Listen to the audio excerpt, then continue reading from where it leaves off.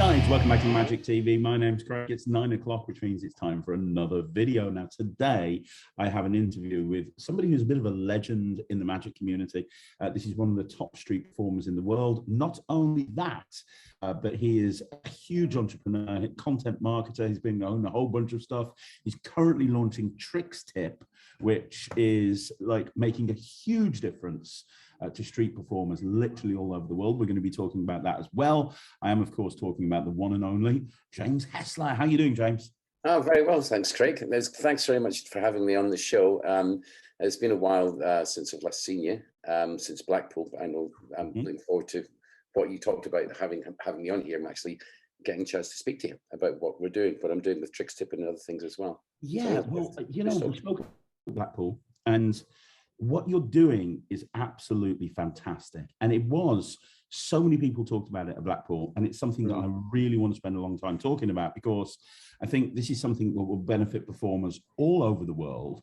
And there's probably a lot of people that don't even know that this is an initiative that you're launching, and it's an amazing idea. Now, before we get on to Tricks Tip though, I want people to know more about you, because there might be some people in different countries that don't know who you are, and you have achieved so much in the Magic community.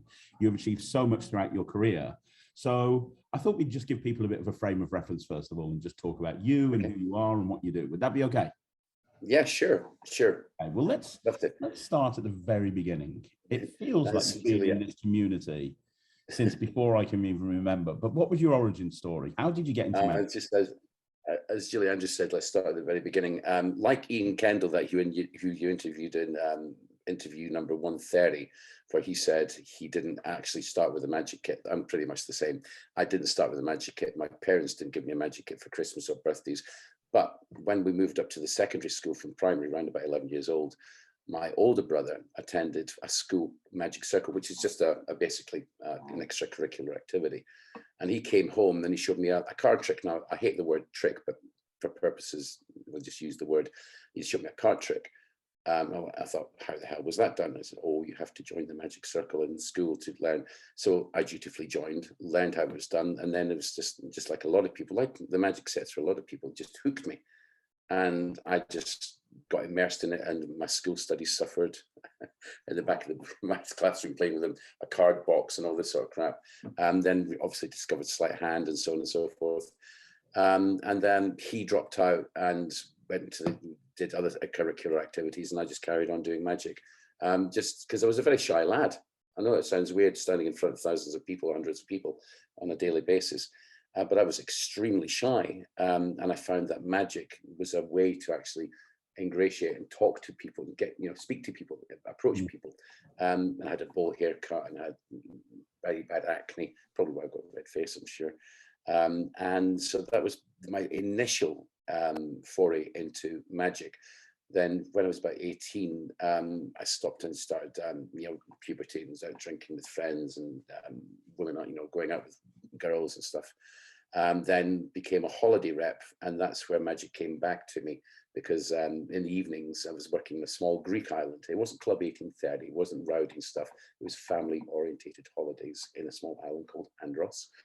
And I was doing Magic at the Greek nights, and then the Magic came back and I started doing more and more and more.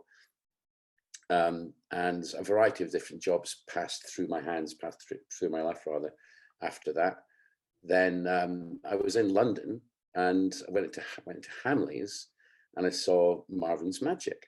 Now I was listening to what Christian Grace had to say in your episode 154 about how he started out with Marvin's Magic, but that was getting stuff bought for him. I started out with Marvin's Magic by working for Marvin, which is really quite weird. Yeah, and I took over from Lee Thompson in Harrods. Really? And then I went off to get married, which I failed marriage, but I went off to get married, and Tim Sayett took over from me in Harrods. And now Tim's gone on to be a pastor, that's another story for another time. And he's obviously living his life and living his dream, which is great. But there's a similarity there, because he used to be a ski rep. He used to be a ski teacher, rather, in Austria, in the same venue, in the same village that I was a chalet boy. So our paths crossed without knowing at some point earlier on in our lives. Then went off to a variety of different things. I got married again. Then my marriage failed. Ian Kendall pulls me up about this quite a lot. And then went off to Tenerife. I discovered the street. I saw Nick Nicholas. I'll go back to this shortly, but I discovered the street in 1997. And I thought, well, I've done cabaret, I've done this, so I can do that, but I couldn't. Then in 97, I went off to Tenerife and spent 4.5 years and as a drunk clinging to a rock with 50,000 other people. And then came back to Scotland and then Edinburgh Fringe Festival, and then carried on working on the street. Just got better and better and better. Did a Gazo lecture because I was inspired by Nick Nicholas, because I saw him do the Cups in 97. And I just thought, that's the gig for me. Then came back, as I say, from Tenerife to Edinburgh, and then picked up the cudgel and started working the street. So I wasn't doing the Cups that time. Did a masterclass rather, with Gazo around about 2002, 2003. And then my whole life just changed. I was just working the Cups, doing the street. And it's got me to where I've traveled the world twice, 3 times maybe. Got the opportunity to live in different countries. And yeah, life has been good. Working street has helped me get to where I am, because it gives you an understanding of pack dynamics, crowd dynamics, and a whole range of different things regarding marketing and so on. So that's been my thing for the past 20 odd years, really. That's the origin story, the digested version. And you're still working the streets today, right? I'm not working the streets today particularly because I'm doing this with you, and I'm working on also working on Tricks Tip, which we'll talk about in a bit. But yeah, the street is a hard master. It generates a certain lifestyle, and it's not a lifestyle that it's not a lifestyle a lot of people can contend with. It's very disparate. It's very tenuous. You might not earn any money that day, but you might make up for it the weekend. But it's the things that you do. I made a wish. When you were a kid, right? You say if you had 3 wishes and all that sort of stuff. One of the wishes I had was, whenever I put my hand in my pocket, I will always have enough money to pay for whatever I wanted at that particular time. And I know it's weird, but more or less, moreover than not, that's been the case. And I think that's more down to not wanting for much rather than wanting too much and not having the money to spend to pay for it. Yeah, there's been difficulties. I've gone through 3 marriages. I like wedding cake. Only if it's not chocolate. I don't like chocolate. That's another story for another time, I'm sure. And yeah, I was 60 years old this year. Would you credit it? 60 years old. Started when I was 35. No, lucky. You look good, man. Yeah, not too bad, eh? Yeah, not too right. shabby. Had a shave. But my face is always red. So if there's any viewers out there that can say how to get rid of red face, please let me know.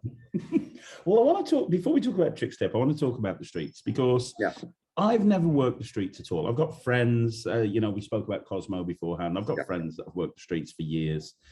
I've never done it myself. Right, okay. And I get the question all the time on my channel, should I work the streets? What are the pros and cons of working the streets? So somebody who knows this environment better than almost anybody, I think this is a perfect opportunity to pick your brain a little bit. Okay. So I suppose the first question is, would you advocate any performer learning how to do the streets? What are the pros? What are the cons?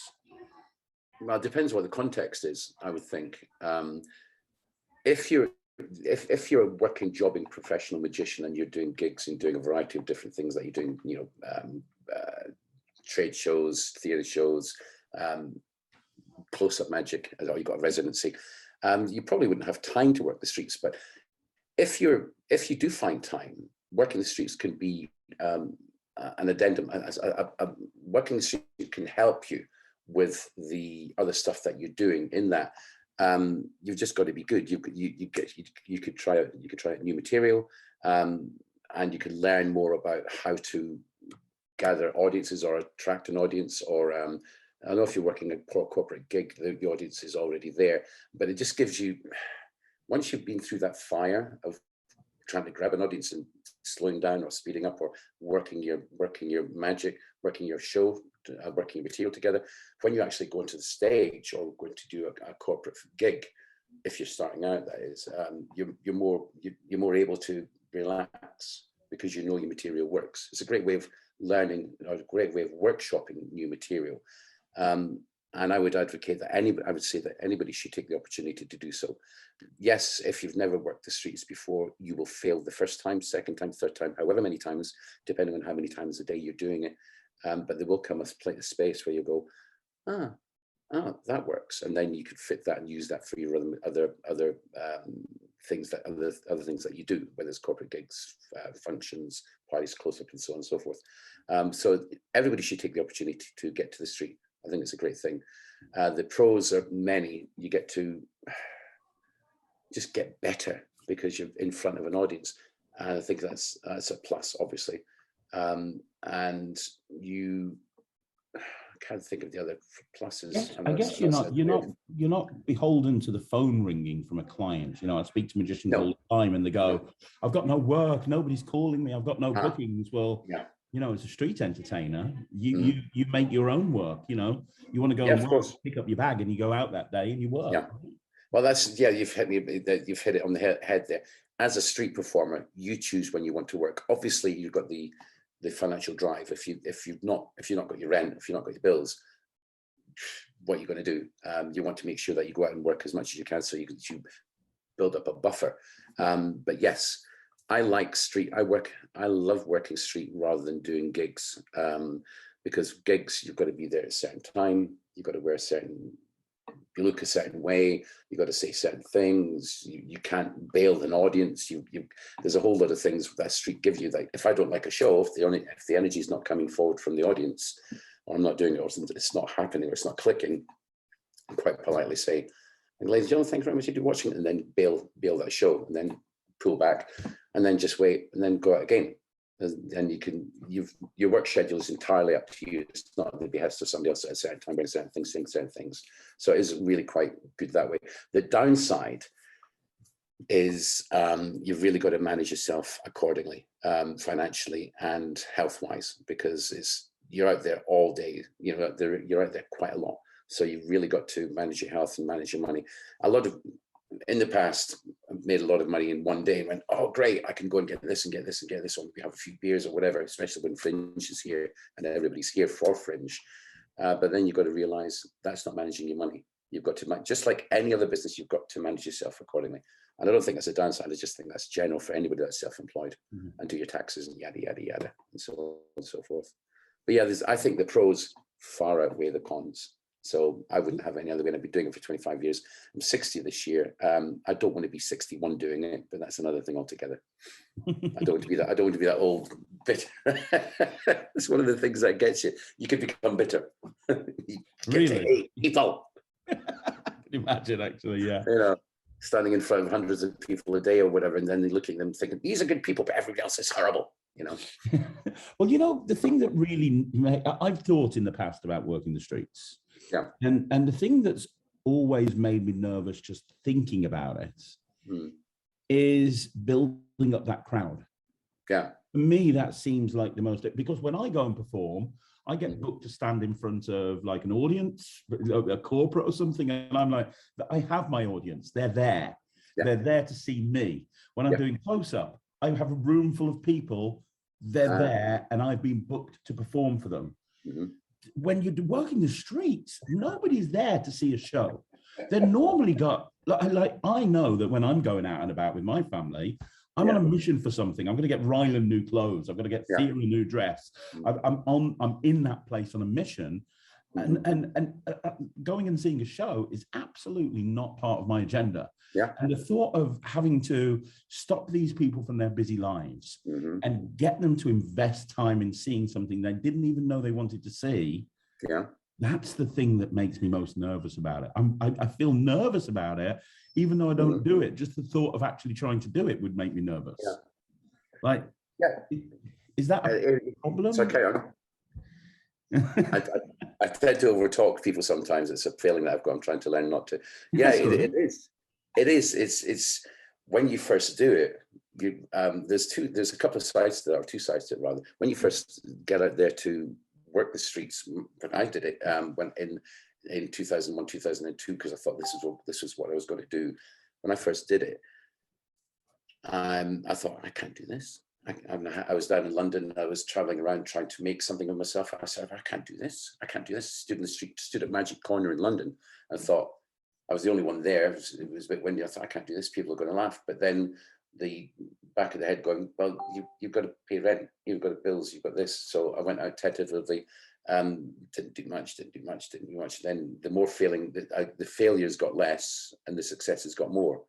And then things just happen to change, because you climb a different hill, you see a different horizon, as Tommy Wonder would say, the late Tommy Wonder would say, and then you think, oh, that's the one I've got, and then you get to that horizon, then you see a different hill, and so you keep on going, you keep on marching forward, you keep on getting better. In regard of general public, those that want to stop, stop. Those that don't want to stop, don't stop. And here's an example. Here's a case in point. Even as a street performer, during the Edinburgh Fringe Festival, there's a bunch of friends that I've known that have gone on to other things, and some of them are still working the street. I won't mention any names because it's not germane. But passing, I was wanting to get from point A to point B because I was doing something, and then I was doing a show. So my time was limited to go and do this thing. And I was passing one of the guys in Parliament Square, and within 14 seconds or 15 seconds, he had me hooked. I knew the guy who was a friend, but his show had me hooked. I thought, screw this, I've got to watch this. And it was just brilliant. And then I just went off and did my show. I forgot what I was going to do later on. But that's happened 2 or 3 times, even with people whose shows I've seen, because there are certain elements of what they do that's just, oh shit, that's brilliant. How they come up with what they come up with and what they do is just phenomenal. So again, if a general member of the public wants to stop, they'll stop. If they don't, they won't. And there is a formula around it. There is a formula. There's a way to get to that point in a street show where they put money in your hat. And it's make them stop, make them stay, make them watch, make them pay. Now, the very strong thread through all of those 4 elements is the word make them. Don't ask them. Don't, maybe yes, maybe no. Make them. So by what you're doing, you're actually making them stop. Then make them stay, make them laugh, making them pay, make them watch rather, making them pay. And laughter, for me, that was a slip of the tongue, but laughter in a street show, I think, is one of the more important things, because if they're laughing, they're staying, and if they're staying, they're paying. And I'd hate to go on about the mercenary aspect of it, but that's how it is. At the end of the day, you have to, because that's how you pay your bills. I mean, that's you wouldn't, you're not going out there and doing it for free. So. No. And unlike a normal gig, like when I go and do a gig, I know I'm going to get paid a certain fee. Like, money has to be on the mind of a street performer all the time. That's why it's called they make their own money. Yes, I think that's why it's called show business. And the street, as I say, it does engender a certain lifestyle. You become a certain person because of it, which isn't everybody. It's not within everybody's core to be able to do that. There's so many different things that have got to happen for. And the way you look at it, the way you see life, and it fits some people, it doesn't fit others. But having said that, when you asked it at the very beginning, yes, every single magician should take an opportunity to go at least once or twice or 3 times just to see what it's like, and then hang out. In London, you've got a great opportunity because you've got Magic Corner and there's other magicians there. But if you're starting out to actually make a career out of working street, just get out and work as many shows as you can. And you know what it's like when you're doing corporates or functions or gigs or whatever. You've got to work your material. Who can I point out? Yeah, Darren Brown, for example, would do regional theatres. He's got his material. He's a worked show. He'd do the regional theatres, then take that show to the West End because all the knots have been unravelled, all the things have been done, and it's a lot tighter. He's already good anyway, but by the time it gets to West End, it's a lot tighter. And then in order to get tight with his show, you just got to put in the hours.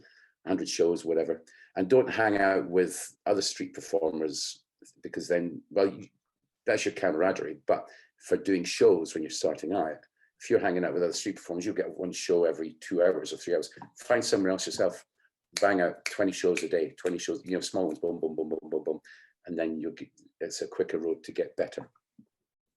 Like time, the more you do something, the better you're going to get at it, right? Yeah, the more you do, the better you get, and the better you get, the more you do. What about trick selection? Because, you talked about make them stop, make them stay, make them watch, make them pay. I love watching street theatre. I watch street performances all of the time. Every time I come to London, I go to Magic Corner and so on and so forth.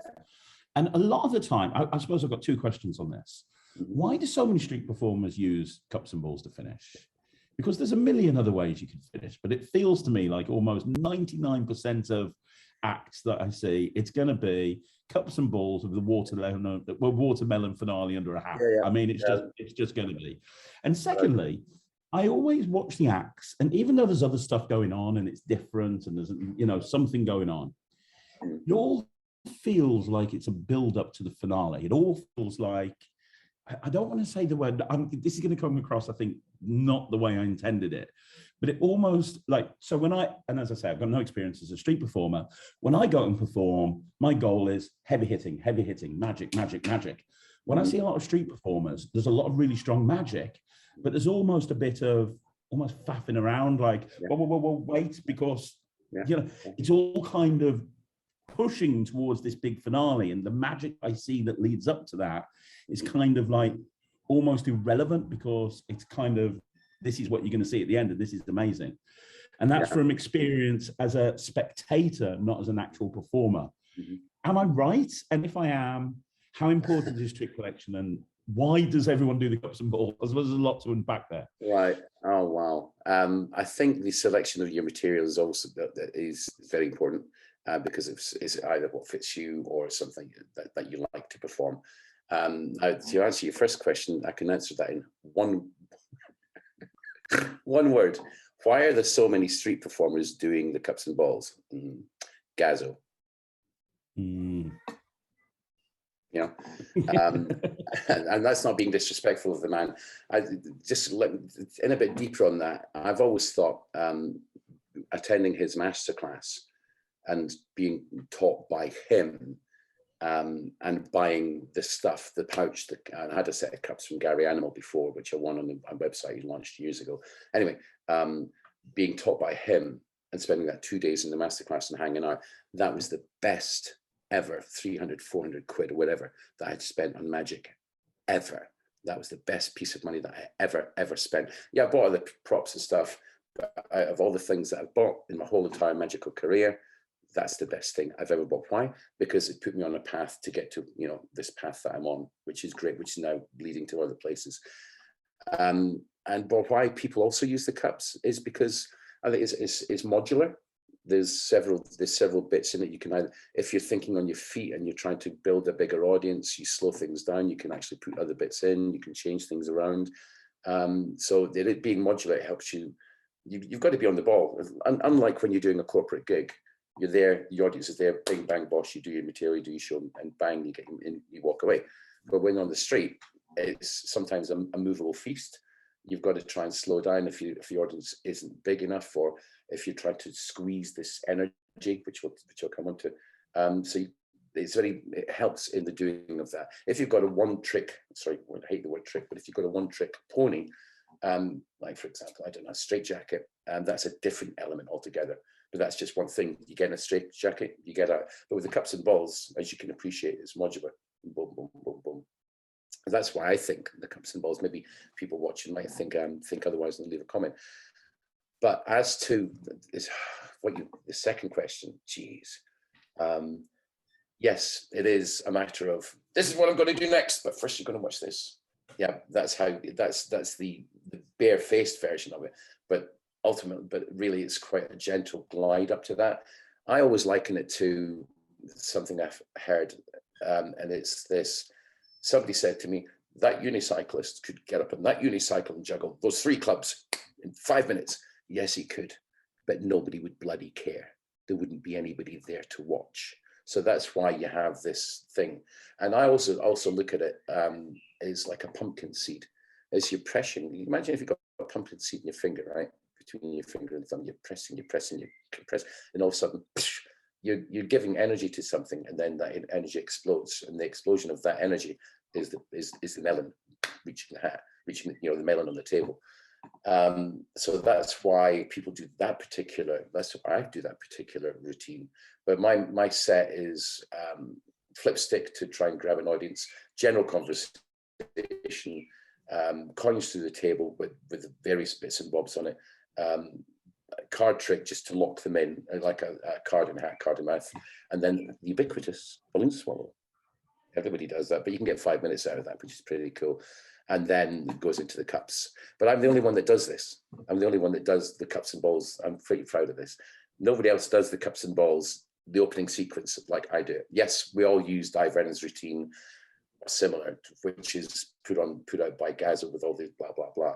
But the opening sequence is something that nobody else does. And I don't think anybody would, because I think I'm known for doing it. It's the opening sequence where the balls disappear and reappear is done to the song, Your Song by Elton John.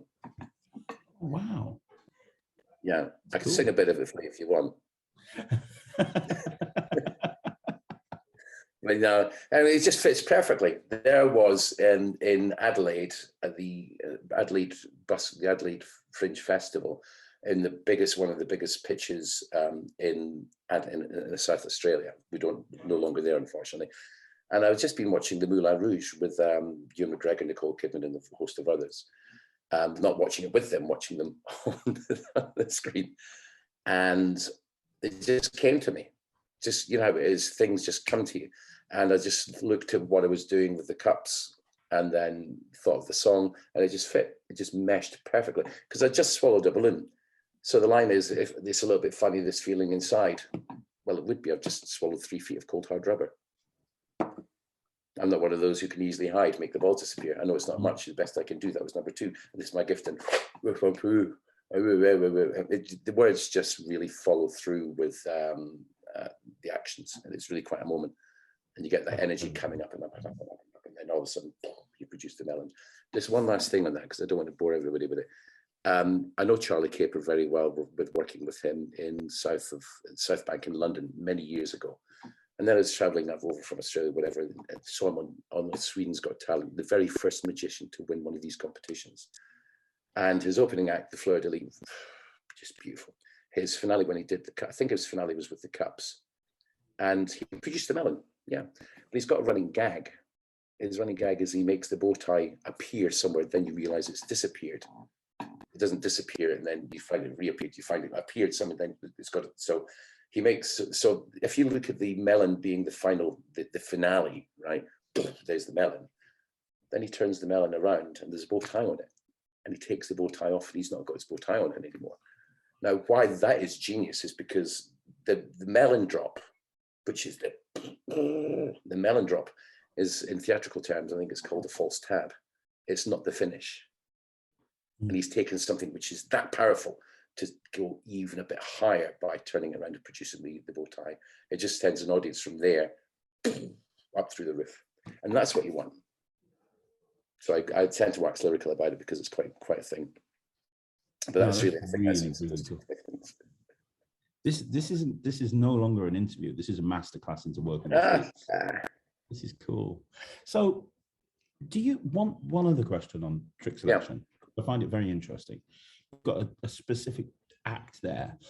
Do you ever change the material in the act, or do you basically just keep it? Because for me, I'm always changing my things around because I get repeat clients, so I'm having to go back and they want to see something different. Restaurant workers are exactly the same thing. But when you're working the streets, I imagine you've got a completely different crowd every single day. So is there any desire to change your trick selection for any reason, like boredom of the same tricks, or do you basically just keep the thing the same because you know it works and you know it's going to generate that hat, which is ultimately the most important thing? Well, that's a very, very good question. And it's what I thought about when I was I'm getting to the end of my career, as it were, to some degree. It's something I thought about, pardon me, at some point in it. But then for me, I realized that what I'm not being self-aggrandizing here, because it's just, I think it's just, you know, if you think about it, it's how it happens. I'm good at what I do because I've done it for so many times, done it so many years, done so many shows. And the reason that it's got that is because I've worked on the same material. What I do change, see, I was always thinking, sorry, if I change, it's still me on the street, it's still me doing magic. It's still, people still recognize it as me doing magic. So it could be doing this, or it could be doing that, but it's still me doing magic and being entertaining. And I'd rather be, and if I did want to put something new in, that would be a learning curve that I could put in one new thing once every day or one show, just one thing. But I didn't. I haven't. I've kept it pretty much the same. And it works. It just works for me. I'm not saying that should be for everybody. But learning new magic, yeah, of course. I like to learn new magic just for my own edification. And something else might happen during the show. You might throw that in. You might throw that in. But what gets thrown in on a regular basis is dependent on the energy of the audience and the connections that we've made. I might throw in something that I don't know, like a coin under the watch. If I'm doing coins through the table, I might do a precursor with, if there's a smaller number of people, to help build a larger audience, and I spy the perfect watch. Bring them over, load the coin, vanish the coin, do a couple of things, and then it's under the watch. Or I might do card before I do the card in the hat, card in the mouth. I might do card in the box, which is just a simple tin box, using the Jennings optical toss to get the card out. Nothing, not a major product box like a Kennedy box or anything, just a small tin thing, But yes, for me, I keep the same material because it works. And it is a different audience. Well, you still get, but there's the thing, you do get people coming back. Like, for example, the Edinburgh Fringe Festival. Oh, we saw you last year. You were awesome. Are you doing the same thing? Yeah, wonderful, great, can't wait. That's how it is. But if you're doing repeat gigs, and it's the same clients, yeah, I think it's incumbent upon you to actually do new material. But I can't imagine the amount of magic that everybody gets through in regard of doing that, because there's so much magic available. Yes. So for me, yeah. You're a creator yourself. Yeah. And you've got some phenomenal pieces of kit out there, mate. Phenomenal pieces of kit out there. Oh, thank you, James. You're welcome. You. Appreciate that. Thanks very much. Yeah, well, it's true. You did quantum. Anyway, sorry, I'm talking about. Yeah. Hey, I'm more than happy to talk about my tricks. Let's do that. Yeah, quantum deck, man. And Lloyd, I saw Lloyd's review of it, and I saw the furore. Pardon me. I read a bit about the furore that came out in regard of the advertising stuff. And some people, no disrespect to anybody, but some people just don't get it. Given in a real situation, you could do the illusion, do the performance, and yes, you can hand them out, and you could see nothing. It's a very well thought out concept, actually. Not that I know much about it, but from what I've heard, it's a very good concept. Thank you so much. Yeah, it works for me. Yeah, it does. It does. But this is not about me. This is about you. No. Oh, okay. We started the Craig Petty Appreciation Society right here, right now. Okay. So what else can I tell you in regard of street? If you are considering going out into the street, and I know you've had Freecon as well, which is who I've worked with before. You've got to, if you're working the street, the stuff you buy has got to last a lifetime. You can't have stuff breaking on you. So you use stuff that it's it doesn't require batteries or anything, apart from your amp. If you're using an amp, I don't need an amp because I've got a voice. But yeah, you just want to make sure that the stuff is sturdy. Like the cups I've got, that I got from Gary Animal, and there's a story in there as well. And they're copper and brass, and they've been beat to buggery. And I know some people want to get their hands on them, but nah, I'll just keep them. And the pouch that I use, made by Gazzo himself. So the stuff you use has got to be strong and sturdy, because it's going to get a lot of bashing. I went to Blackpool one year, get this, and there was a stall selling a pouch, a form of pouch, a filigreed, lovely piece of stick, a lovely wand, and burnished copper cups. So I picked up the stick and tapped the cup. And the guy behind the counter said, "Oh no, don't do that. You'll dent the cup. You'll damage the cup. These are street cups, right? This is a street set." Well, okay, I won't dent the cup, because if that street set would not last 3 months on the street, you've got to have stuff that can take that. Your stuff that you take out has to be strong. The material, the actual props themselves. Don't know why I got into that, but there you go. The street. What else? Really good advice. Sorry? It was really good advice, though. Oh yeah, thank you. What else can I tell you? Bit of the backstory. I always say in my show, I've traveled the world around 3 times. It's actually 2, but theatrical license. I've traveled around the world 3 times, speak 4 languages. I've got 7.5 million views on YouTube, which I do. I've been to America, Dubai, Oman, Malaysia, Egypt, lived in Africa, been to Nigeria, spent time in Australia, lived in Greece, and speak 4 languages. And this is my first time being back, blah, blah, blah, blah, blah. But yeah, the reason I mention that is, as a kid, this is way before the backstory. As a kid, I lived in Africa, Nigeria. We had to evacuate because of the Biafran War. Weird, right? Then as a younger child, an older child rather, we were in Persia before it became Iran. And I got my appendix out there. Then I was a holiday rep in Greece at some point. And so we evacuated from Nigeria because of the Biafran War. And so where we were, things went to shit. We were in Persia. Then the Islamic Revolution came and Khomeini came in and became Iran. So where we were, the country went to shit. Well, not shit, but I'm just saying that hypothetically, just as a path. And then I worked in Greece as a holiday rep. And then I left and the bottom dropped out of the holiday market. So wherever I go, things go downhill. So I'm a bit worried about your viewing figures. Right. I just had that written down. I just want to share that with you, if that's all right. And let's talk about traveling the world. I mean, that's got to be a major pro of being a street performer, right? It's brilliant. Yeah, there's no 2 ways about it, Craig. It really is something else. I mean, you've done corporate gigs where you get traveled, where you fly over here and fly over there. Yeah, but normally it's like you go over, you stay in a hotel, you do the gig, you stay in the hotel, you come back. Do you know what I mean? Yeah. It's not as glamorous as it sounds on the surface, but I imagine as a street performer, you get to go wherever you want to and work your own hours in a way. Yeah, true. There is that. But when we're traveling abroad, when I was living in the UK, I would travel to Australia for the winter or for 3 months, or specifically for the Adelaide Fringe Festival, and did that for several years. So I was traveling from the UK to go to Australia to do that, and it was great. Yes, I mean, there's no 2 ways about it. You master of your own space. I like it here, I'll stay here. I don't like it here, I'll go over there. I don't like it over there, I'll go over there. But when you're doing a corporate gig, obviously it's a completely different ballgame. But that's your purpose for being there. My purpose for being in Australia is because I want to carry on working. I might not come back with any money, but certainly my bills would be paid here and I'd be able to live over there. Whereas if I wasn't working because it's winter here, I'd fall into debt. And then people say, well, you should get a regular job. Really? A real job? What's that? Nah. Anyway, so yes, there are certain elements of travel that really do invigorate one. You just get to see so many different things, experience so many different cultures, experience so many different environments and ethnicities, and I think it helps you make it can help make you a better person, because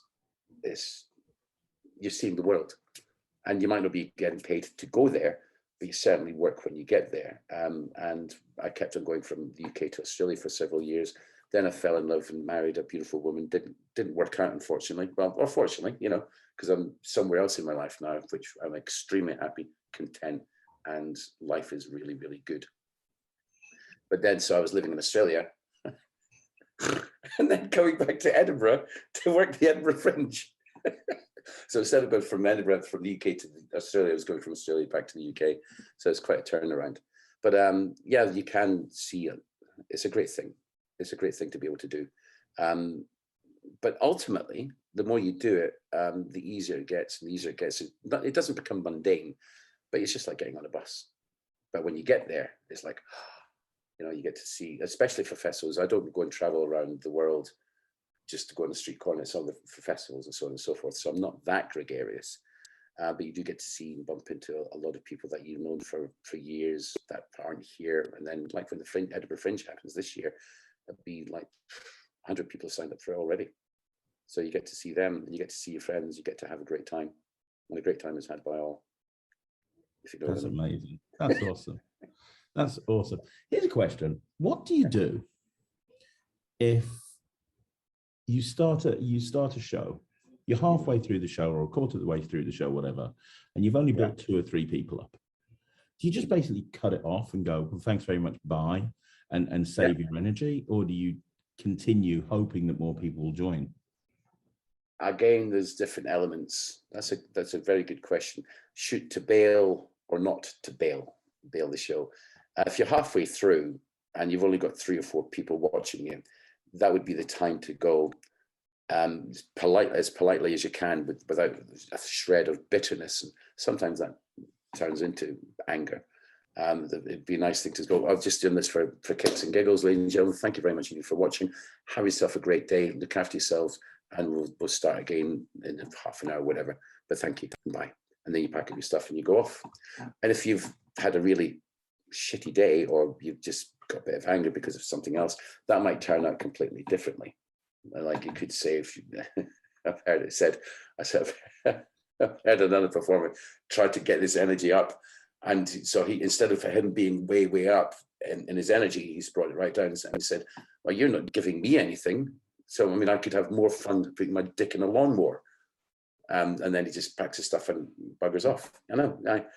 I have actually said twice, once in a street show in Adelaide, it was just street because I was living in Adelaide.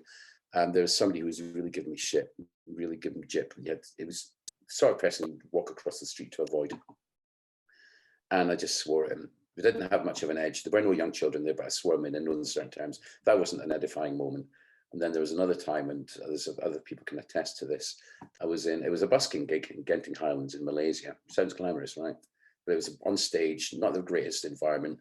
There was music playing on the tannoy. We were trying to do shows over the top of that. It was busking shows. And we did get a retainer and accommodation and a flight, but it was still busking shows. And I shouted out, I don't know if I can swear here. Can I swear here? Okay. Yeah. It's my worst moment. And you've got to picture the scene. There's not many people watching the show, but there's music over the tannoy. You can't really do anything about it. We've tried to shut it down. So I was mic'd up. And I said, if the person listening to this doesn't turn that music off now, I'll find it where you are, rip your head off and shit down your fucking neck. And then I don't think I got booked by them again afterwards. Right. Stories from the pitch. Yeah, there's a site called Busker Hall of Fame where you can actually hear shed loads more stories about street performance and so on and so forth around the world and what they do. It's really quite cool. I bet there's a million funny stories that you've had over the years. I'm sure. Yeah, there are. I lifted a hat. There was no melon because I forgot to load it because I got distracted. I lifted a cup. There's no orange because I got distracted again. And so what was? I'm trying to think of some of the cooler stories. There's too many to think about. There was one time doing a show in Edinburgh, scanned the crowd, scanned the audience, because it's an audience by that time, not a crowd, because a crowd is just a group of people. An audience is something that you bring people together to. You manage it, you malleate it. Standing in front and center was Jason Statham. Now, from the Train Spotter, Lock, Stock and Two Smoking Barrels, and nothing major happened, but it was just for me.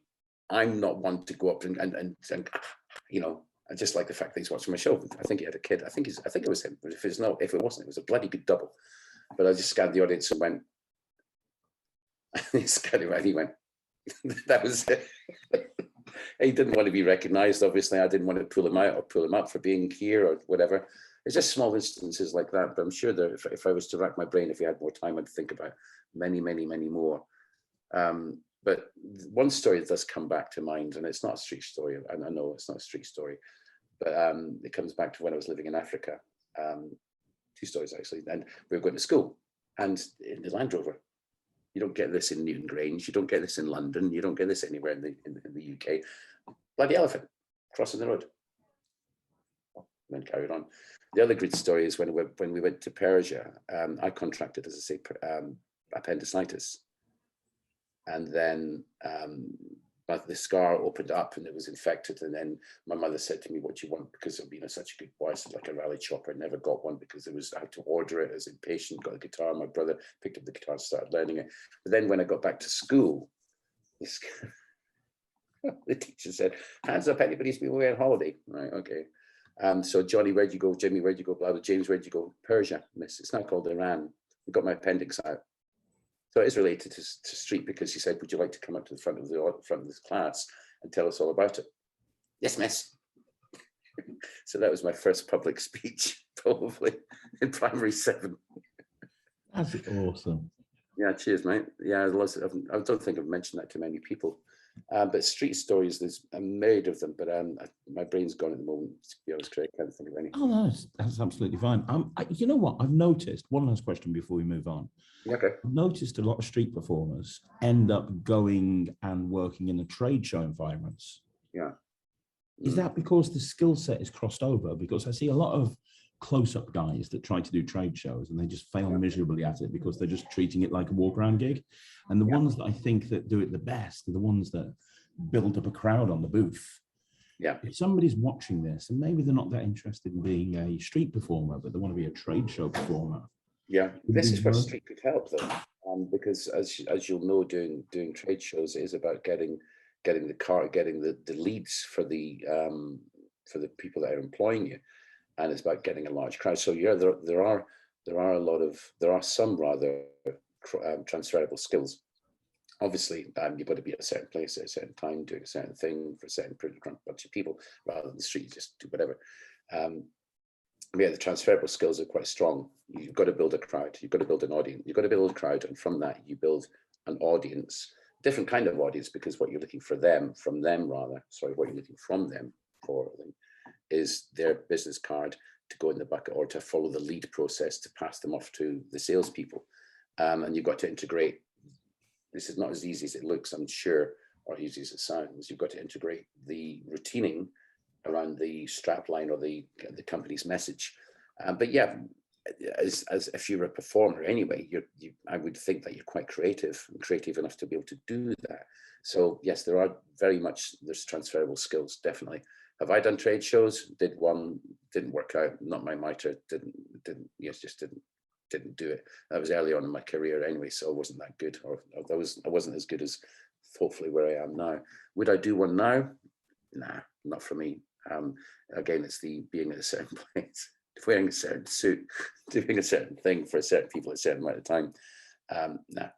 But yes, there's definitely transferable skills, which goes back to, if you're a magician, if you're a performer, an entertainer, and you're not already doing trade shows and you want to do that, maybe going out to the street and trying to generate and grab a crowd and then make them into an audience, which is two different things.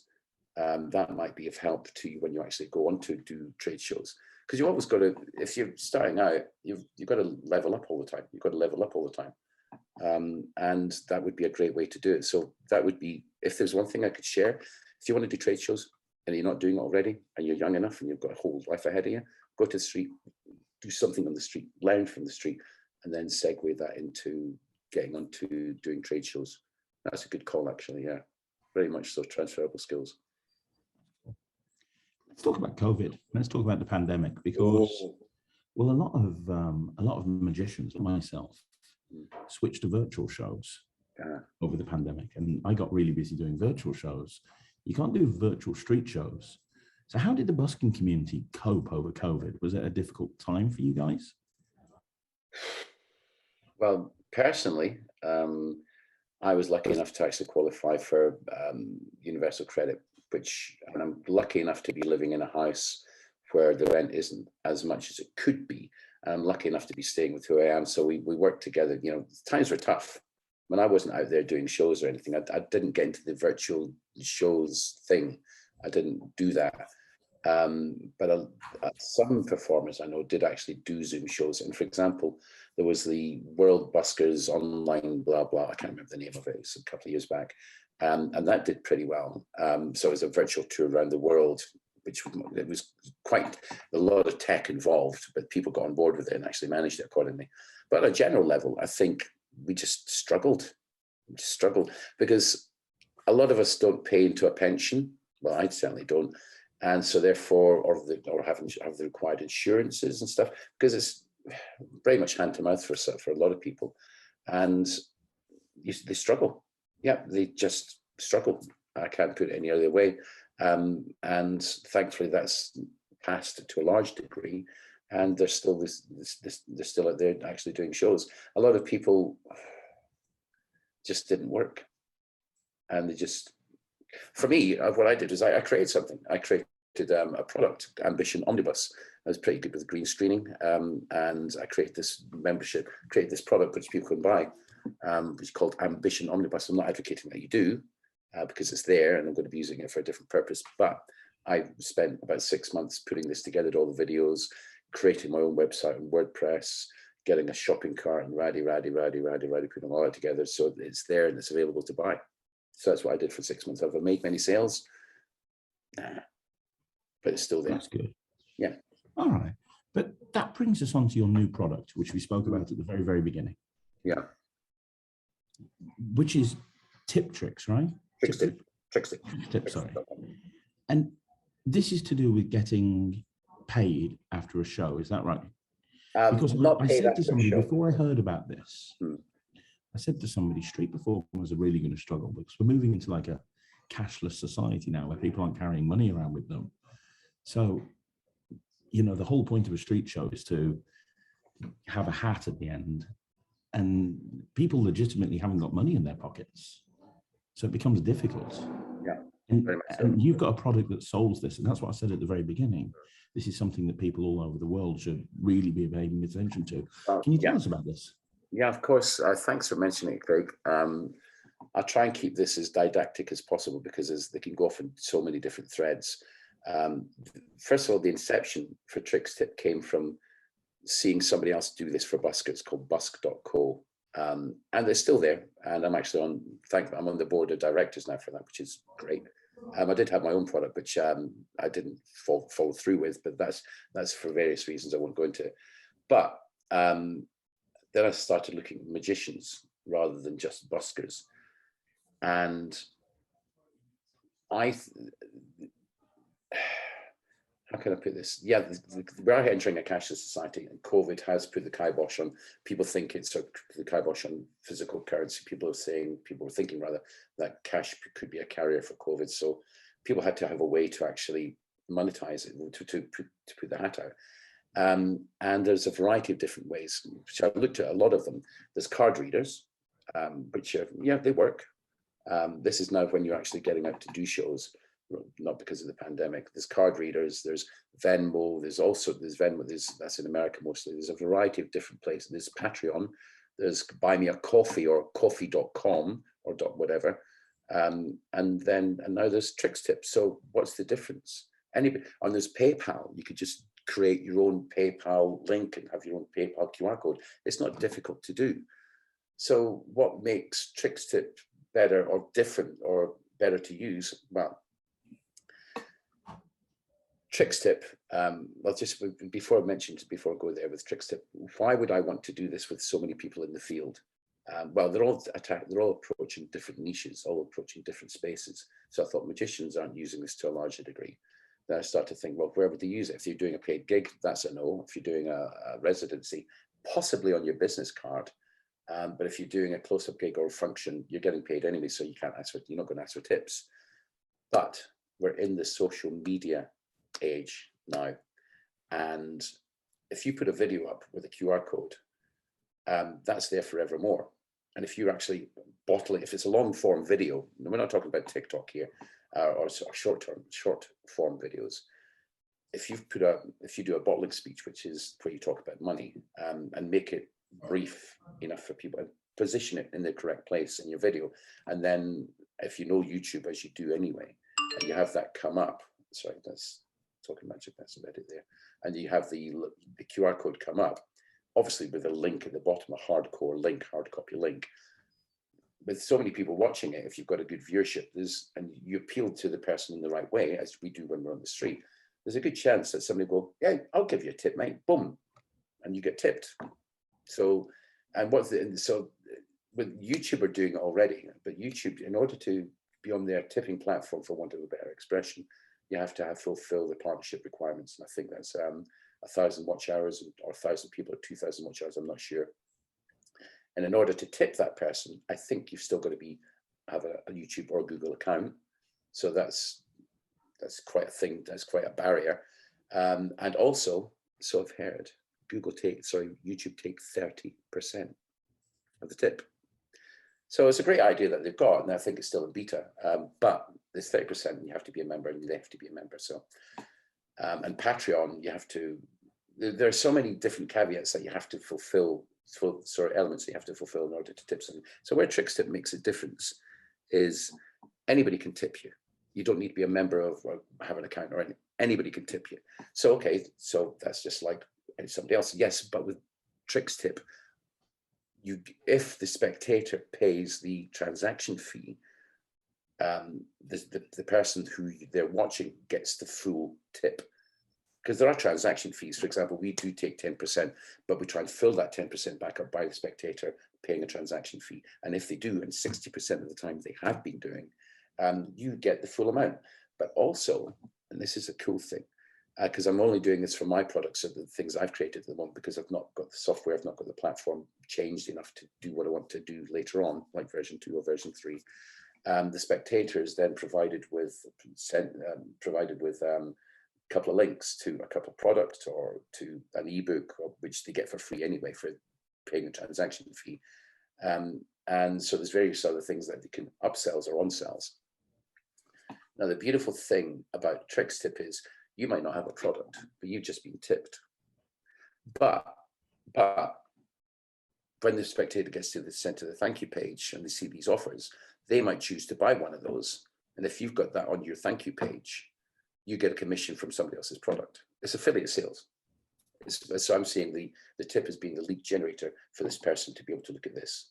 And if they buy, then the person that got them there will get a commission for using it. Does that make sense? Yeah, it does. That's really clever. Yeah. And this is where Ambition Omnibus comes in. I've got that up at $24.95 now. If a spectator likes what you do, and then they see this as one of the things that's available to them, and they purchase it because you sent them there because they tipped you, you get 60% of that sale. So for every sale that's made through the link that you sent them because you got tipped, you'll earn £14.95. And people think, well, why would you give so much commission away? Because if you give so much away, then you're more apt to use it. If you're more apt to use it, you'll make more money. If you make more, so if I've got 100 people doing it, I've got 100 people times that £10, you know. So I've got my back end covered, but they're making money as well, which is great. I think it's the juxtaposition of, I don't want much from what you've given me or what you've got. I just want a little bit so that you can have the majority of it. That's great. Yeah, I think it is. I think it is.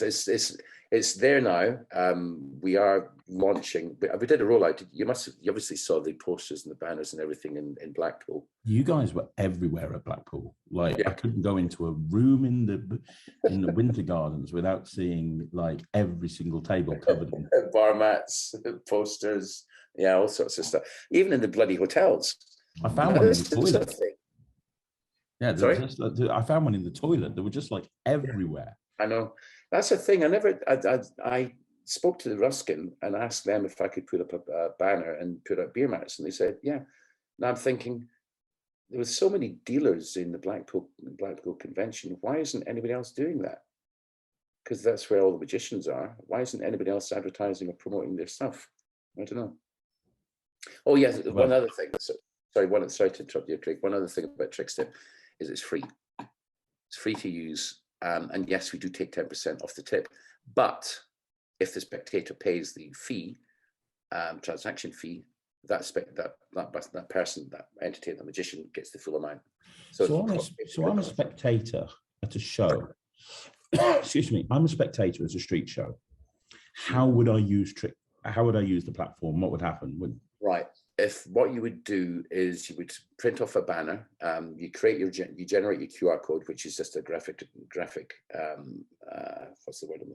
A graphic of the URL. It's just a graphic design of a URL, like a www.htv, blah blah blah. Mm-hmm. It's just a graphic representation of a URL, and you would have that on a banner. So you hold your banner up, people would scan that with their phones, and then go straight to the phone and go, oh yeah, I can tip you 5, 10, or 20. And then they press that button, you go through, then you get sent to the cart itself.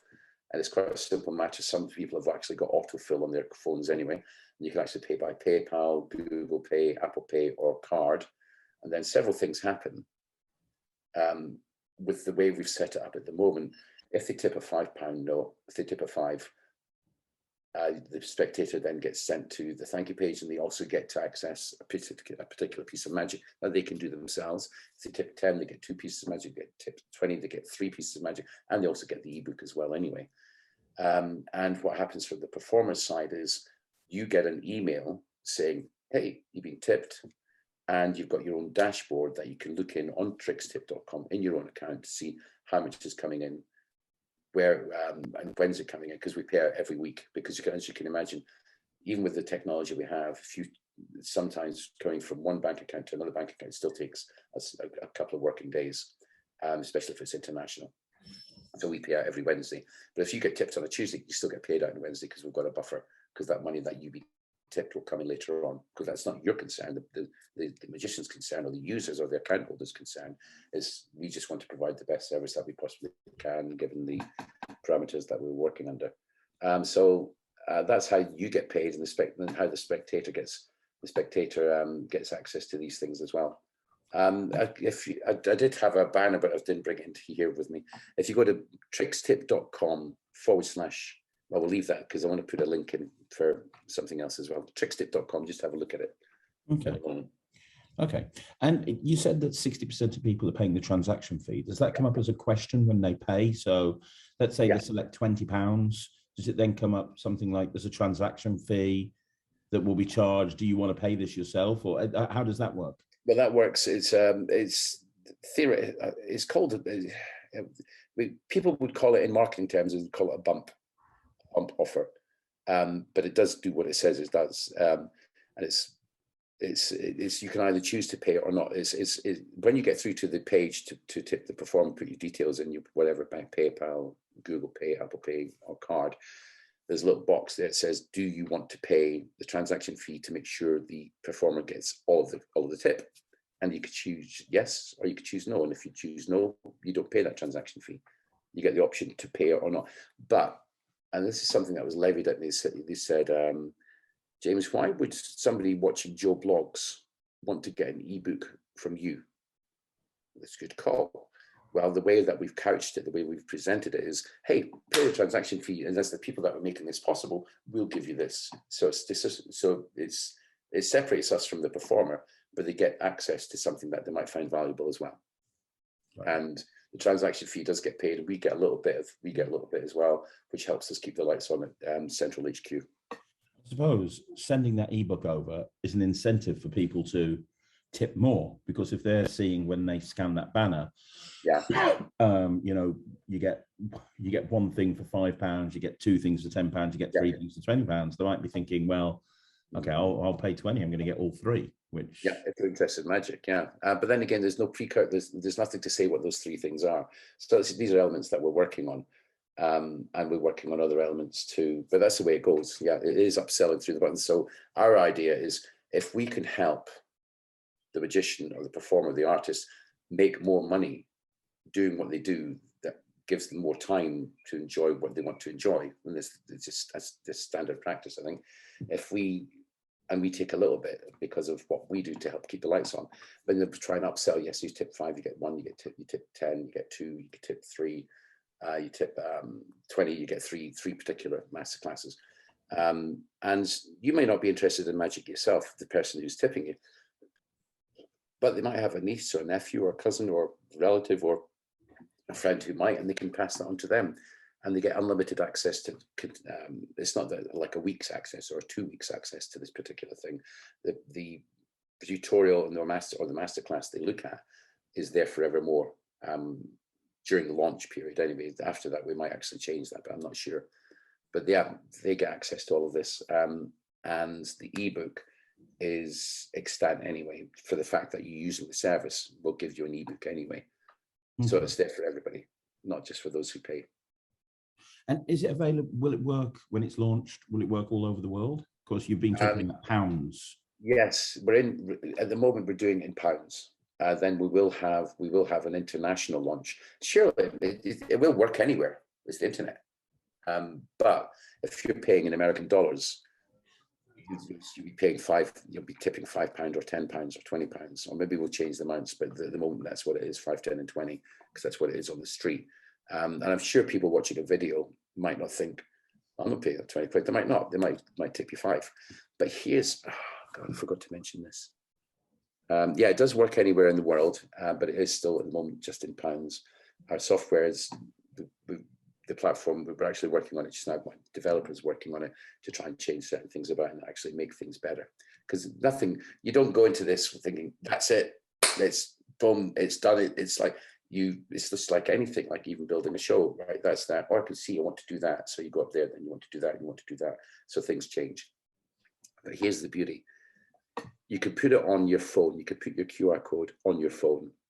You can put your QR code, print it on a business card. You can put your QR code, if you are going to take the street, on a banner that you hold up. And you can put your QR code on a thing that comes up on your video. Because if you're already video editing, you'll know how to do this. And the thing is with the phone, let me ask you a question then, Craig. I know I'm batting around left, right, and centre here, but if you in your social life, when you were younger, which is not so long ago, you've been out with friends. You might have gone loaded with beer with different pieces of magic, right? And I'm sure you've had this opportunity or this space where you're with friends and somebody that you don't know sees you doing some magic. And, oh, you're a magician. Can you show us a trick? I hate the word, but you know what I mean. So being who we are at the time of life that we were, we might take the opportunity to go, excuse me, guys, I'll be back in a minute. And you go and you do some magic because you love doing it. Yeah. But now we're carrying phones with us, everybody. Oh, by the way, put the QR code on, it's just an image, and you put it on your phone. This is what I do for them. But listen, buy me a beer. That's what, just buy me a beer. But my beer, £5. Or maybe buy me 2 beers. Maybe 3 people will buy you beer. Maybe 4 people will buy you beer. You don't know. Maybe somebody will pay for 4 beers for 20 quid. You never know. So you're taking the opportunity not to go for a gig, but just you're out with his mates, you're spending half an hour with a bunch of people, as we do, and people can scan it. So, and if, so you might make 10 tips that night, or 4 tips that night, but you're out on Saturday night, It's well, I think this would work really, really well outside of the streets, James. And I don't know if you've even considered this. It's for restaurant workers. I don't work restaurants as much as I did back in the day. But back in the day, I used to do about 20 restaurants a week. Like I literally did. No, seriously. I had 3 on a Saturday, 3 on a Sunday, and I had 1 or 2 a day that's all I was doing. And I love restaurant work. And I used to get a ton of tips on top of what I was getting paid. Like I get tips all the time. Right. And I used to design these little table tent cards. Yeah. And when I went to and it used to just say on there, hey, your magician tonight is Craig, picture of me and my web address. And I used to just, before I started in the restaurants, I used to just pop these table tents down on the tables so that when I went over to the table, they knew who I was. And when I was pitching the restaurants, I was actually using that as a reason to have me. Don't worry about introducing me. I'm going to bring these along. I'll put them on the tables beforehand.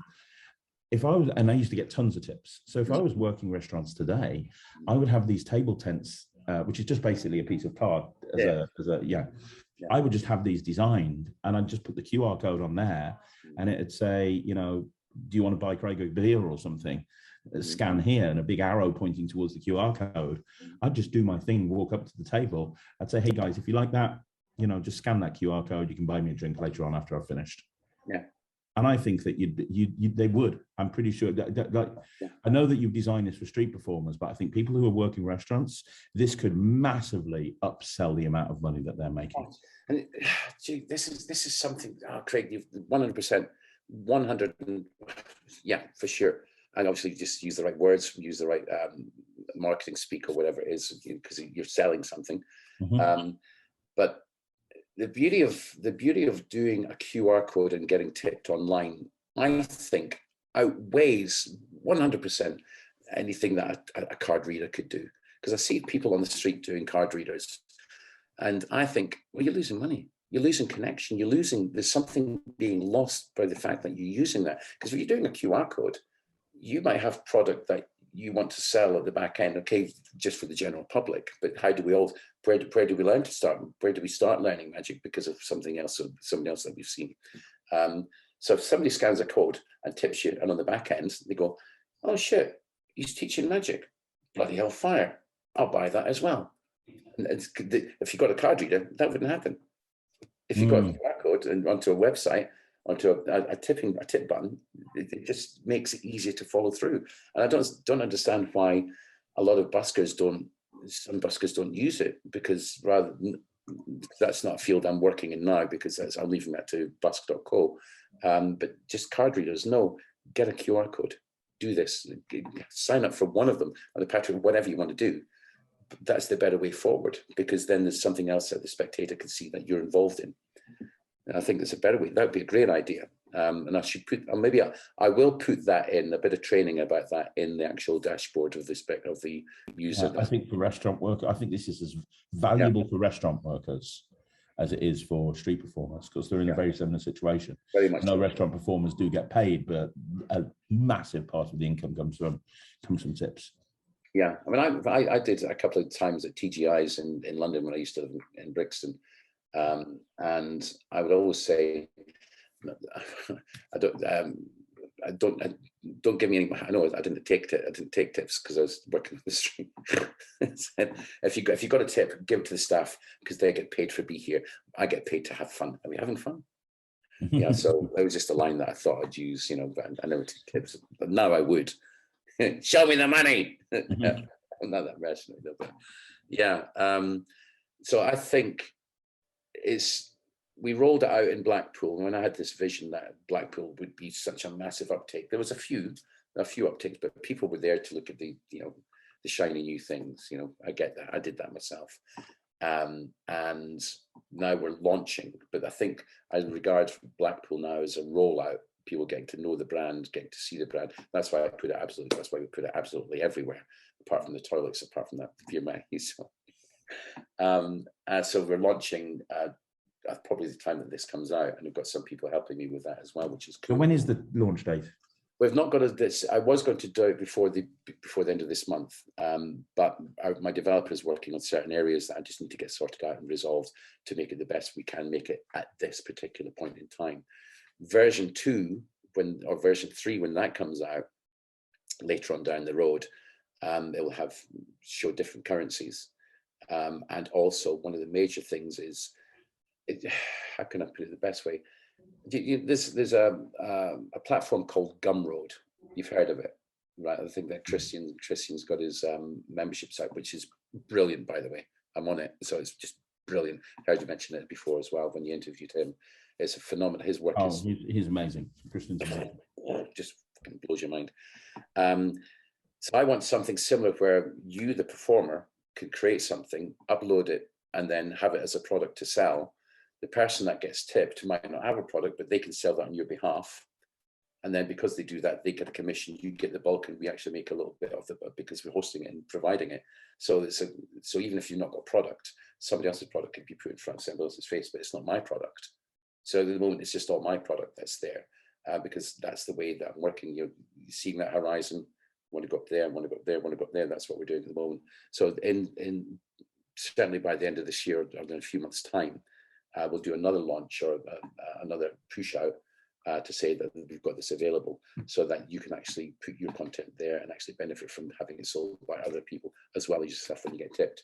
And if you look at it, Craig, when you're selling product, it's like, hey, I've got this. Do you want to buy it? It just happened to be a pen. Right, okay.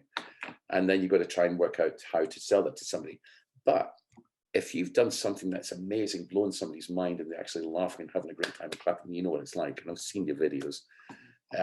If they, at that moment, when they tip you and they go, oh, Shelley's got off, yeah, damn, bam. It's easier to sell that than it is to say, hey, buy this. That's just it's a bit of psychology, repositioning stuff to be sold in a different way, but in a good way. Yeah, it's amazing. I think it's an amazing idea. I think it's a really, really, really good idea. And yeah, I think that, I know that you spent a long time putting it together, and I really think that everybody who's watching this needs to sign up, especially if they work the streets, especially if they are put into a position where they're getting tips. This is just genius. It's a no-brainer. And the thing is, it doesn't cost a single solitary penny. Yes, we do take 10% of the tip, but yes, we do also try and make it possible for the spectator to pay you that tip as well, so you get the full amount, and you've got stuff that they may purchase at the back end. So it could be that you earn more than the actual tip itself. That's all down to the spectator and you and your connection, but we provide the tool for you to be able to do it. And again, I can't stress this enough, it's free. And when you hear things being free, they think there's a catch. Well, I'm telling you, it's free. There's no catch other than we take 10% of the fee, but if the spectator pays the transaction, you get that. And you've got your own, it's just a lot of time, energy, and money is going into it, as you can appreciate. And I'm giving it all away for free. But look, there's big monoliths in the field of money and internet stuff, like PayPal, like Stripe, of two of which we use. And they started off like that, and then they went up like that. The story of PayPal is phenomenal. They spent about £60 million or $60 million to get the customer base that they have, because they gave away money to get people on board. Look at Uber did the same thing. So sometimes you have to invest a lot of stuff to get just back a little bit. Then in a different horizon to see, you can actually become part of the general landscape, become part of the thing. So Tricks Tip, it's not a product, it's not a trick, it's not a routine, it's not a prop. It's just a way to help magicians get tipped online or offline by doing exactly what they're doing already. But just a little message in saying, hey, tip me. Oh, and we've got training. We will have training for that inside the dashboard as well. That's great. And it's free. That's amazing. Yeah, it doesn't cost a single solitary penny in any way, shape or form. I think you're going to be very successful with that. Thank you. I hope so too. I've tried a few things, Craig. I've tried to do, when I discovered the internet in 2008, I tried to do something called Magic News Television, which was something about news, reviews and interviews. I had a nice camera. I got used to working with WordPress and could build a site, so it's not that difficult. But then other things came into hove into view. I was traveling around, and it's just this is the one thing. This is the one thing that I will take to my grave with me. I'm all in on Tricks Tip. I mean, I still work the street, but this could be the last year. I certainly work the festival, but this could be the last. Not the festival would be the last year, but work the street might be. But I'm all in with Tricks Tip. It's constantly on my. If you speak to any of my friends, any people I hang out with on pitch, like Todd Various or Matt Keys or Super Scott, that's what I talk about. I try to keep my mouth shut most of the time, because something that comes out is what I'm thinking. That's amazing. Well, I can tell you firsthand, trying to put together a platform that's news and reviews and interview. It's hard work. It is such hard work. People don't realize. Because you do NETRIX. Yeah, NETRIX. Between NETRIX and Magic TV, I'm basically, When do you have time for gigs? Do you have any time to do gigs? I've cut down slightly. I'm only doing about 15 a week now.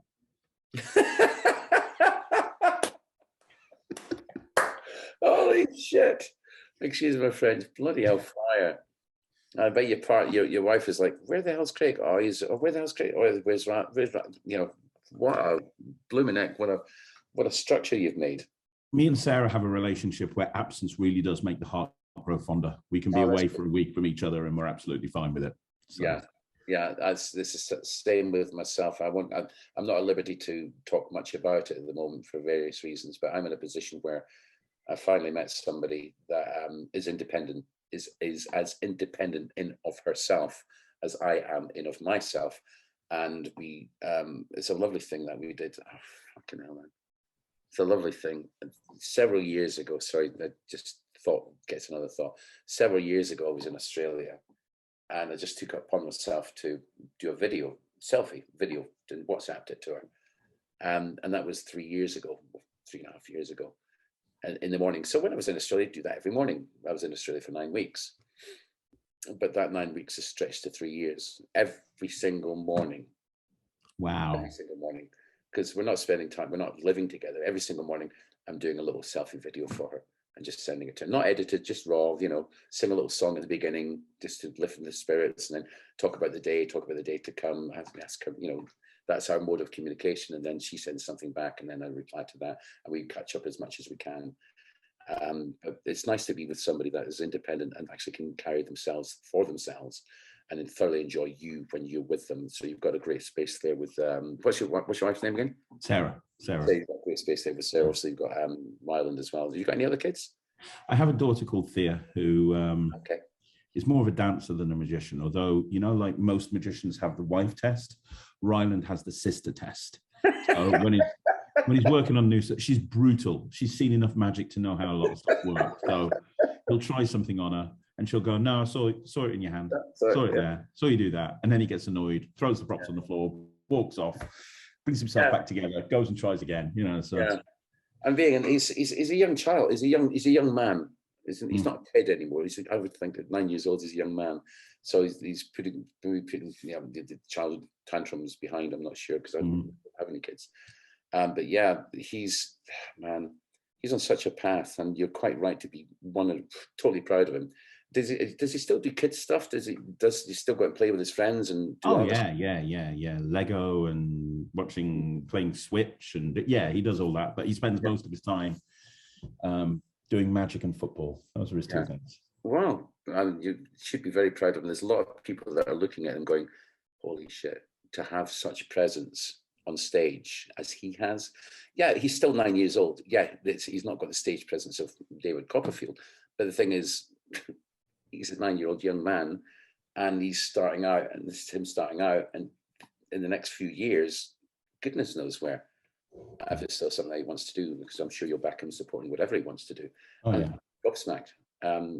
Such stage for a person that young to have that ability, and I'm looking forward to seeing what he comes up with on the next BGT as well. So am I. Well, when this goes out, you will have done the next round. So okay, of course. Let's hope that it's all gone well.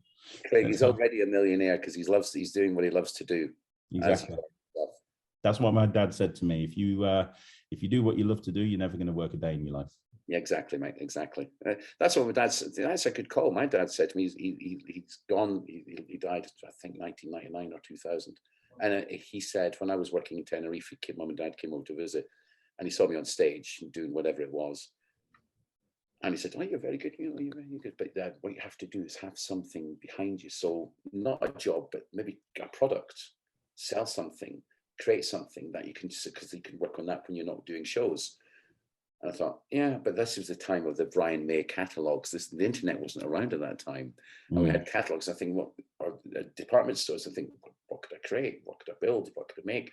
I didn't know anything about distribution, yada, nothing. So that just didn't happen. But at the back of my mind, and then now as it comes to pass, I want what I'm doing now to be the mainstay of what I want to do. And if I do go and work the streets, I'll be still doing it for the money. Well, I'll still be doing it. The money aspect will be there, but moreover, because I won't need it financially, it's just to hang out with my mates and enjoy doing what I'm doing already, you know. So that's in time to come. But yeah, parents, they mold us, Craig. They do indeed. Well, let me ask you one more question. Sure. You've said a few times this might be your last year on the streets. Yeah. As somebody who's basically spent their entire life on the streets, that's a scary proposition, right? I know this because my wife says to me, look, you're running all these businesses, start performing a bit less. I'm like, no, because I'm a performer. It's what I do. It doesn't matter how busy I am doing this or that or the other. I'm always going to perform because that's what I love to do. So, and the thought of me performing less, I hate it. I hate the thought of it. So what's your plans moving forward? Because let's be honest, you've achieved a hell of a lot. You've traveled. I mean, we just heard your accolades. You've traveled around the world twice. You've performed in every single major country that there is. You've made a living doing what you love. You've helped other street performers. You are a huge name in the magic community. You've now brought out this platform, which I genuinely believe from speaking to you about it is going to be something that's going to revolutionize, that aspect of magic moving forward. You've achieved a lot. Nobody would say anything if you're like, you disappeared into obscurity. And I know you're not going to do that. But what's your plans moving forward? What's your reason for giving it up in terms of maybe this is your last year? And what's your plans moving forward if that does happen? I can tell there's some of the things I can talk about, but some of the things I can't for various reasons, which I won't go into. But having said that, my reasoning for saying that this is, I want to give up street is because I'm 60 years old and I've seen others of my age and they're still doing it. And there's no disrespect, none intended, none meant. It's just that wouldn't be for me. I don't want to be banging a stick on the street when I'm 61. Yes, the festival, of course, because that's when there's a lot of people around. But as my mainstay of income, is the main thing I want to do, to go out to the street, stand on the street, bang a stick, get a crowd, make them, and do the same thing again and again and again. I'm just like, a bit over it. There's no disrespect to the to the genre or anything. It's since time immemorial. Street performance has been around for years and years. It's just that I feel it's at the age I am, I don't want to be doing it as my main source of income, my main thing. I remember 5 years ago when I was living in Brisbane, I was on the balcony having a cigarette. I don't smoke anymore. Having a cigarette and a beer, and I wrote down, in 5 years' time, I don't want to be doing this. I want to, instead of not wanting to do this, I want to be working towards this. I want to be doing something else. Giving it up, not because I want to get rid of it, giving it up because I want to move forward to something different, and what in my mind is better. And what would be better is spending more time with the person that's in my life, which I can't really go into too much detail about. Spending time with that person in my life and actually living together in an idyllic way, which would necessitate me being away from any area where there's a built-up group of people that I could do shows for. Yes, it might be travel to do a festival, but that would be very, very, that would be a regular thing, and make my income from my internet exploits, what I want to do on the internet, what I want TrixTip to do for other people is, say, we take a little bit, which would help exponentially if we had the numbers. So that's where I want to be. So to be able to enjoy the twilight of my life with the person I love. And that's basic. I think that's basically what it is. That's what I've been working towards. That's what I've been working towards for the past 5 years. It's something I said 5 years ago. It's come back. I'm thinking, oh, this is possible. So that's what I want to do. As I say, no disrespect to the genre or the field of street performing. It's just that I just want to do something different. And performance-wise, yeah, I'll probably still do a festival here or there. But these are the words the Gazzo said, for example, he's given up. But guess what? He's still back at it. So it might be just words just now, but it's what I truly believe. But further down the line, people might say, oh, you said, yeah, but things have changed. Things can always change. But that's what my push forward is. And rather than doing what I'm doing, do something different. Does that make any sense? It does. It completely makes sense. Yeah. On that, here's just a thought that people can take away from. I read this in the late Tommy Wonder's books, Books of Wonder. What's more important is to talk about where you're going rather than where you've been, because I think he gave a parallel or an allegory to say, I'm leaving the village to go and live in the city. Well, it's inherent that when you're going to live in the city, you're going to be leaving the village. So talk more about what you're going to be doing rather than what you're leaving behind. I'm not running away from something. I'm running towards something, which gives a different mindset to actually be more successful in that particular area that you're going to. If that makes any sense as well. It really does make sense. Oh, cheers. Awesome. What else can I tell you about? I've got a whole list of things here. Oh, Marvin's Magic. I used to work for him, but I've told you about that. Oh yeah, just let me share this if I may. Yeah. I've been looking at some of the interviews that you've done, Ian Kendall. They're all great. I didn't spend too much time on them, but one that I did watch a bit is Christian Grace. And like yourself, I saw him in Blackpool. Never knew the guy before. Never heard of him. Then I'm his biggest fan. I tell everyone about him all the time. I think Christian's amazing. He's just his thinking. Now, with a hangover, I went into the dealer's store in Blackpool. And I'm not one to try and waste anybody's time by them having showing something, because I'm not going to buy, because I don't need anything. I don't need any more magic. But I walked through Vanishing Ink's big stand. How big they get now, right? And Christian was there, and he's very affable. He's very pleasant. He's very pleasing.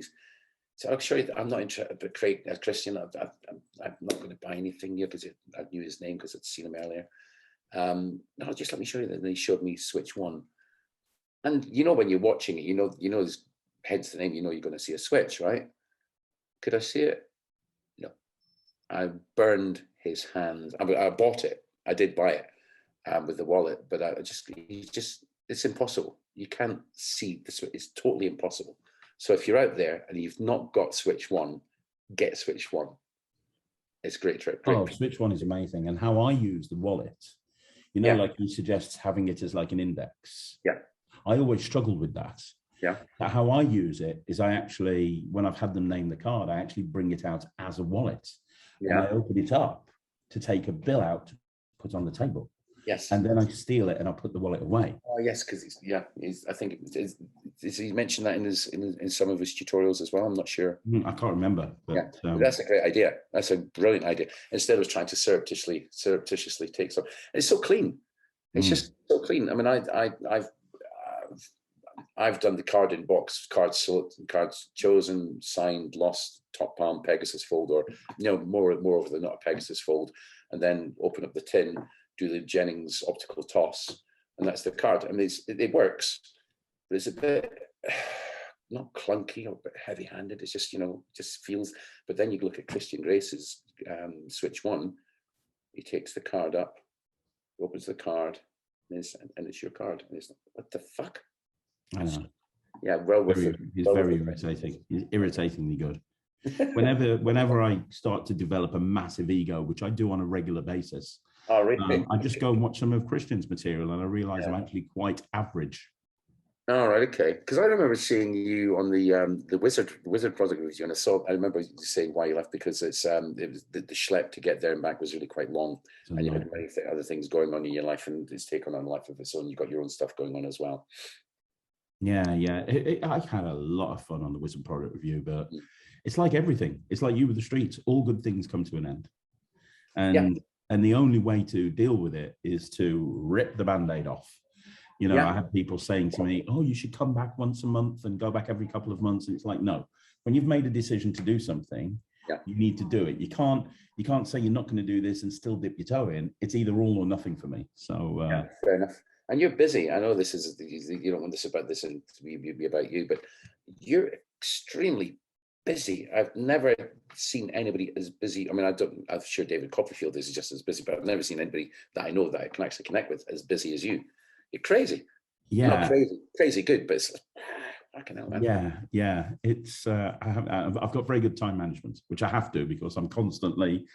The hard part is fitting in between one thing or another, like doing an interview with you, and then I'm going straight onto a meeting with Murphy's Magic, and then I've got to rehearse with Ryland, and then after that I've got to deal with something with my kids' entertainment company and an entertainer there, and then there's so many different things.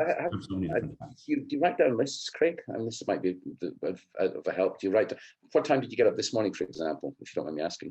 6. 6 o'clock. So you're an early riser. Mm-hmm. So you can manage to get things done. Yeah.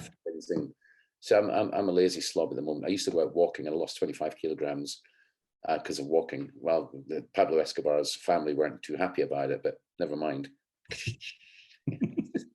Jokes. So I had to get up around about 8 or 9 o'clock, but I could fit in a walk. I should get up early in the morning and be as productive as others that I know.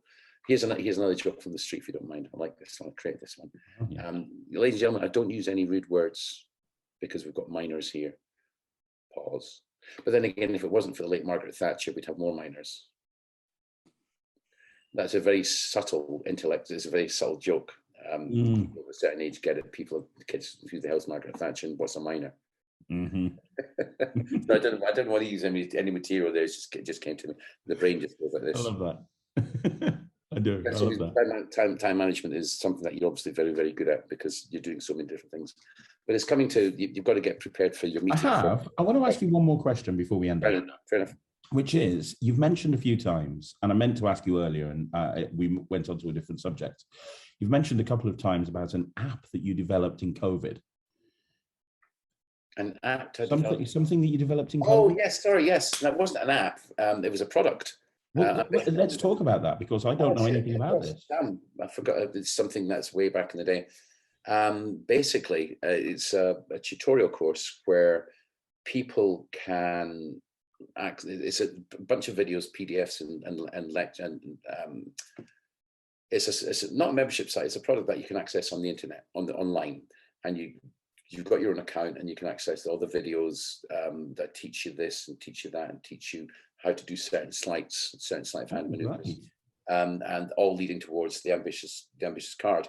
And it's then you can actually use these sleights for different effects that you might want to do, and you can actually use these pieces, these sleight of hand there, obviously, to do an ambitious card. And it's just basically the ambitious. I sold it on the back of the ambitious card. There's a lot of people doing ambitious card tutorials. So, but you can actually use the sleight of hand for other things, like, for example, there's videos teaching you the optical, obviously crediting where crediting is due, the Let Jennings optical toss, the Hollingworth leg turnover, which is really quite simple.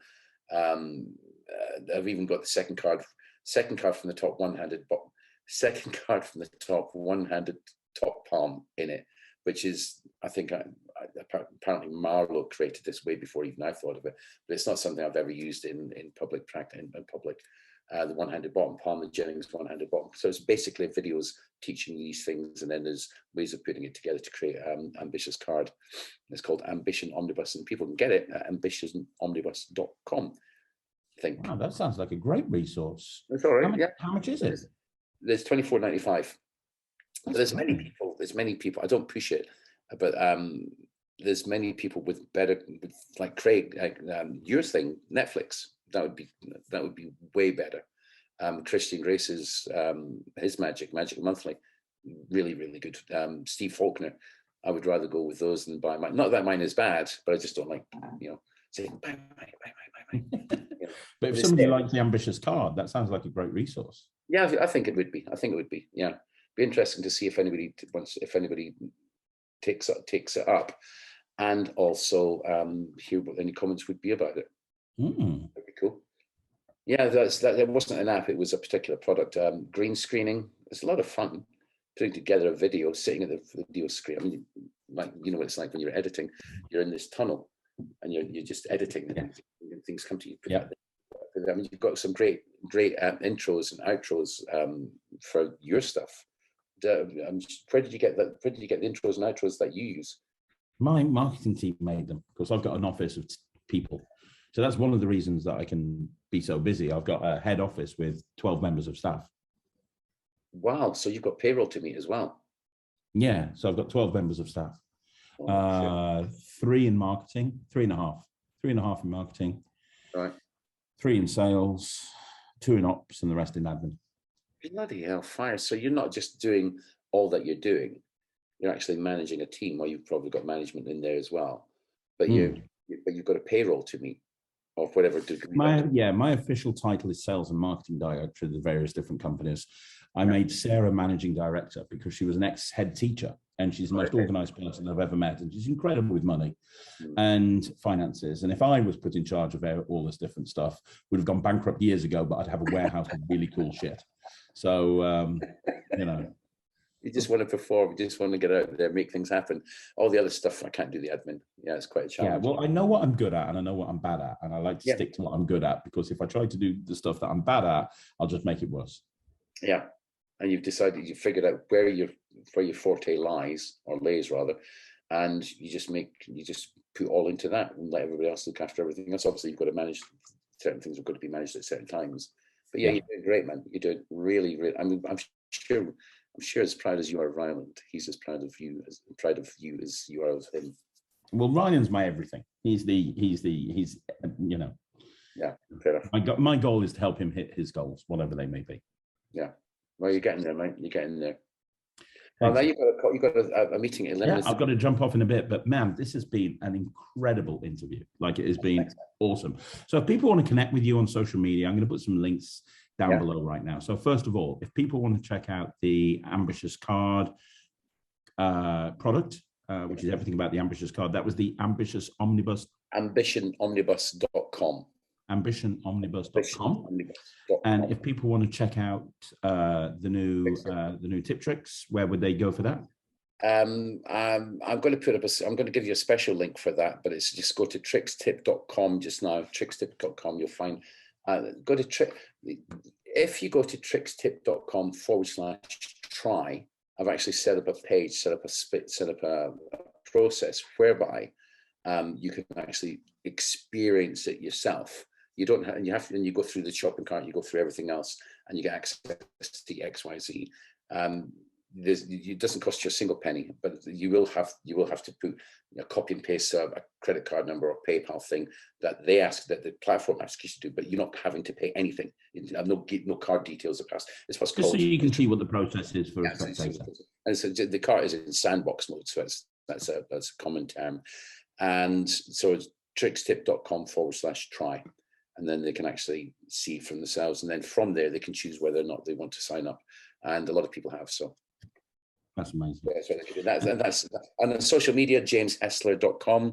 On YouTube, jameshessler.com. I've not been attending to my YouTube channel. I did have big plans for it last year, but then other things got in the way. It just went, I don't have the tenacity that you have, and I don't have a 12. I think it's less tenacity and more stupidity, to be perfectly honest. Possibly, mate, possibly. Well, this has been great, Craig. Thanks so much for taking the time, man. I know it's been a long time coming. You are more than welcome. And I'm so glad I've had you on the platform. I really want everyone to go check out everything that you do. And I want everyone to sign up because, as James said, and without reiterating the point any further, it's free. So you can sign up for a free account. And even if you might not need it now, there might be some point down the road where you're in a situation where you think, you know what, I could get tips from this. Yeah. So, why not set up an account and have it when you need it, have it when you need it. So I want everybody to go and do that. And more importantly, I want everyone to leave comments in the video down below. I'm sure James will see it. I'd love to see what people think. And excuse the red face. It's just a condition that I've got. I mean, I get up in the morning, have a shave, and then I put cream on. I don't drink excessively, and I just think I've got really red skin. Oh, you look good. You look good. Thank you. It's not doing too badly. Thank you. You look fantastic. Like I say, genuinely, I can't believe you're 60. That's just make me feel. I know, crazy. Anyway, guys, make sure that you leave a comment down below. Make sure you go check out everything James does. I will be back again with another video soon, right here on Magic TV. But thank you once again, James, for coming on. Thank you. Thanks a lot. Have a great day, mate. Enjoy where you are. And you. Guys, see you again. See you soon. Bye.